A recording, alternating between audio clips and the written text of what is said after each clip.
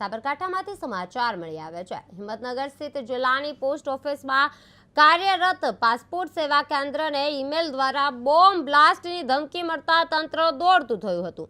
સવારે લગભગ 11 વાગે મળેલી આ ધમકી ભર્યા પગલે પોલીસ તેમજ ફાયર બ્રિગેડની તાત્કાલિક જાણ કરવામાં આવી હતી અને ધમકી મળતા જ સમગ્ર પોસ્ટ ઓફિસ કમ્પાઉન્ડ ખાલી કરી દેવામાં આવ્યો હતો। બોમ્બ डिस्पोजल स्क्वॉड અને ડોગ સ્ક્વોડ તેમજ ફાયર ફાઇટરો દ્વારા પોસ્ટ ઓફિસ પાસપોર્ટ સેવા કેન્દ્ર અને આસપાસના વિસ્તારોનું સઘન ચેકિંગ હાથ ધરવામાં આવ્યું હતું।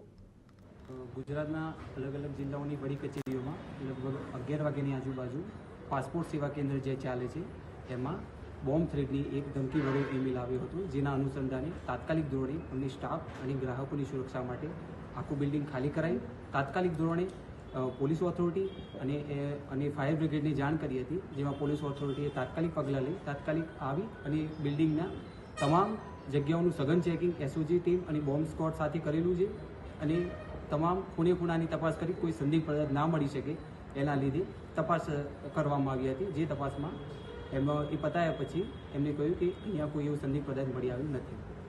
હાલમાં શું પરિસ્થિતિ છે? હાલની પરિસ્થિતિમાં અત્યારે હાલ એમનું સઘન ચેકિંગ પૂરું થઈ ગયું છે અને પૂરું થયા